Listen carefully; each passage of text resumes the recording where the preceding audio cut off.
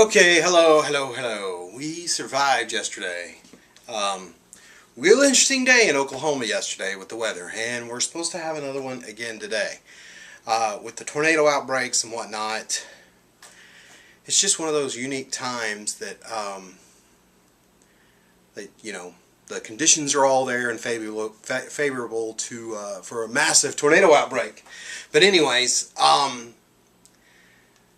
it was fun. Well, it wasn't really fun. It was kind of funny. Yesterday, when things first started percolating, they said around 2 to 3, and they were right on the money. But as soon as the smallest little storm popped up on radar, boom, they popped in, broke in everything on all the major networks here locally, and started talking about it. And didn't go back. I mean, like, there was a hockey game and one of the playoff games was on, and they just preempted everything. And since they did that, I kind of got a little concerned. I was trying not to show Joanne my concern because she really is afraid of storms. I mean, she is like, you remember the A-Team shows and movie, you know, how Mr. T was so afraid to fly and they'd have to drug him? Every time they say tornado watch, thunderstorm, one of the alerts go off on our cell phone, I think of that whenever Joanne's just like, oh my god. It's just like, okay, someone give her the roofie. So, not that I'm promoting that I would drug Joanne, but it was really cute yesterday because I was like, I kind of got concerned, so I was like, maybe we should gather up some things and get ready to go, you know, over to Mom's, because she's got a good center room in her house. Plus she has like a basement. It's more like a root cellar, but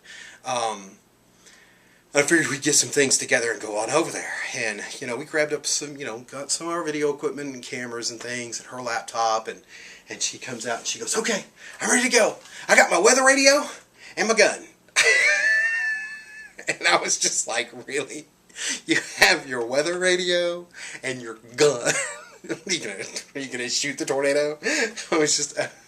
I just thought it was so funny the way it was just like matter of fact. I got my weather radio and my gun. So, but it was pretty funny. But it was kind of a stressful day because we're watching all this tornadoes come down, and I mean they're nonstop streaming coverage of this stuff and showing it from helicopters, showing it from the ground, and you know, it's kind of stressful, and it's kind of stressed you out, and you start feeling bad for all those people that lost houses and stuff and whatnot. And we did really good yesterday. We got up, we juiced in the morning, we had a smoothie, we ate a salad. But after all of it, you know, and this is kind of what's been going on the last 6 months. It's like we just stress out, and, you know, you're just like, screw it. Let's just go eat, you know, and that's what we did. We just went and ate and just had standard American crap and just, you know, we went and had Mexican, you know. And I'm not perfect. I am not perfect by any means, nor am I'm only human, and that's all I've tried to convey to you guys. Be honest and be human, and not try to, I don't know, be like some of these other gurus that are out there that, you know, that act like that they're perfect and infallible and they never screw up, because we've been screwing up, you know. And a lot has happened to me since my 1-year anniversary, since August. I mean, a lot of stuff has happened, and you know, I haven't been 100%, and I've screwed up. You know, there's a difference between walking the path and knowing the path and walking the path. Staying on the path, not tripping and stumbling on the path. So I guess there's more than just two things. But you know, it's difficult, you know, and there's so many. I'm not trying to judge anybody or be judgmental or anything, but there's so many gurus out there that have never really truly had a weight issue, you know, and it's really, really difficult to listen to somebody that's never, ever been heavy, you know. And I know my good friends Kim and like Cookie would know exactly what I'm talking about, you know. Because if you've never really been truly overweight, I mean, it's tough, and it's a constant battle, it's a constant fight, you know. And I kind of justified myself over the last couple of months with, you know, it's like, hey, I'm not charging anybody any money. It's okay if I have a burger or salad or an Amy's bowl, you know. I'm not saying I've gone hog wild, but you cannot live in both worlds. I think I have learned that over the last couple of months. You cannot have juice in a salad or juice in a smoothie and a juice and then eat a standard American whatever for dinner. It does not work. It doesn't. I mean, it doesn't work, you know. So it's either all or nothing, you know. And I'm tired of screwing around. And I think now that I have a partner, you know, I thought it would be easier with, and we've talked about this some since Joanne and I have been together, is like we talked about, you know, you can't go on a road trip with another former food addict because, you know, you're sitting there going, oh, what about that? What about, oh, I remember when I used to go here, you know, and it's like you bounce it off each other, you know, but you think we'd be able to keep each other on track and stay stronger, and it's going to be different this time because I'm going to have that support here with me, someone that wants to do it, someone that can be like the vegan Nazi, you know, even though we haven't been very vegan Nazi-ish here lately.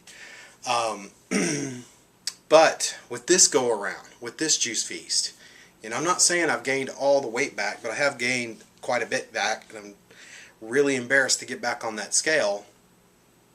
But I've noticed, and again, not trying to judge anybody, but there's been a lot of people bashing juicing here lately.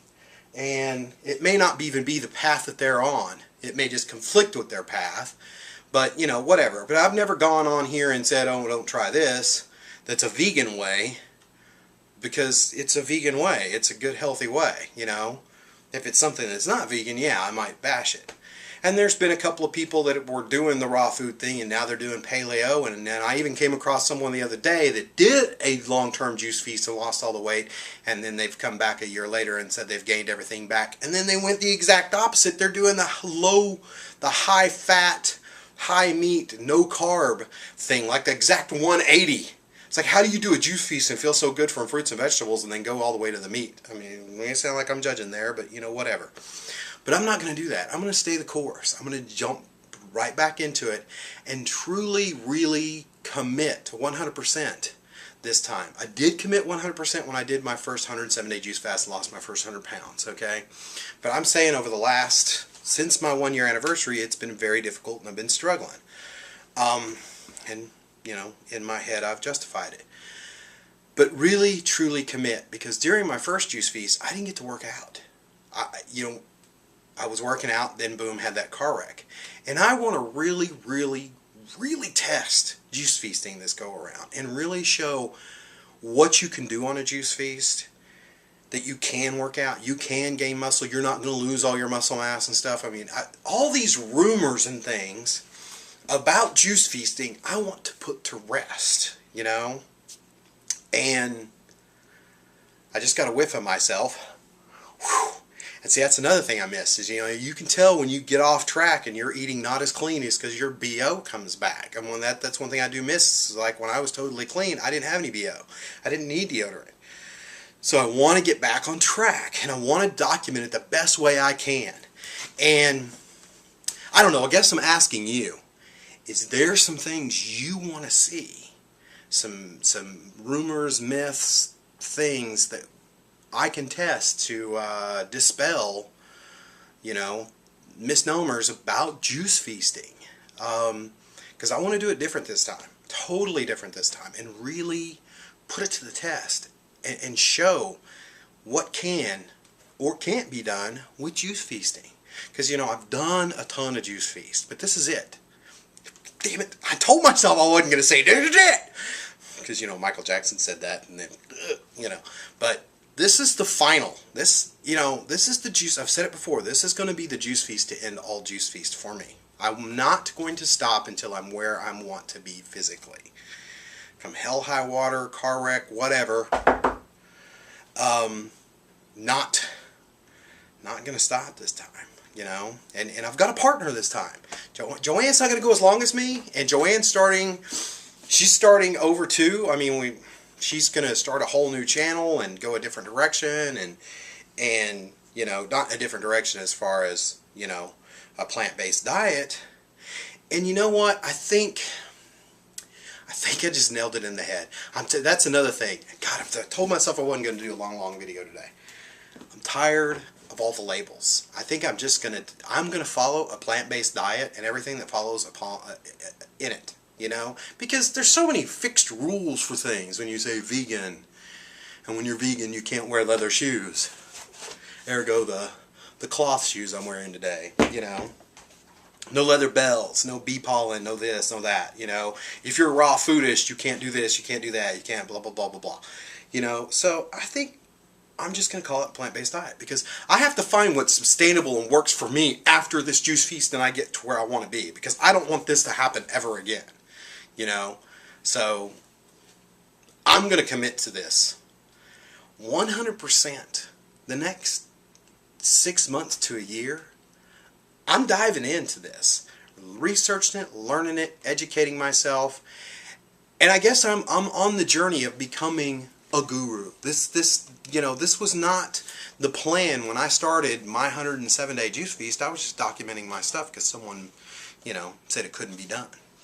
And I guess I am back here again, documenting it all again. But I really want to go for it this time. So again, I want to know from you, my subscribers, what you want to see as far as like physical tests, blood work, which, you know, you can't really afford to go out and get a bunch of blood work stuff done. I think I've come up with some things. I'm much more interested in the blood work after all the tests. But physical wise, things that I'm not thinking of, I've done physical tests before, stress tests, things like that. I mean, stuff that I can do here. I want to document as much as I can. So if there's an exercise, like how much can you curl? You know, I've got about 250 pounds worth of weights, so I don't know what else I can do strength-wise to test, but, you know, curling might be a good, you know, where's my max at with the curls? So anyways, if you have a suggestion, let me know. Again, I'm only human. I've screwed up, you know. I would say I'm sorry, but I have nobody to blame but myself. You know, and I'm only human. It's the only thing I've ever stressed is I'm human. I make mistakes. That may help you, because I know there's lots of people that struggle also to stay perfect, and they really beat themselves up when they fall off the wagon. You know, we're human. We screw up. We trip. We fall. Why? So we can get back up again. So leave a comment, like, subscribe, and I'm going to be fighting back real soon.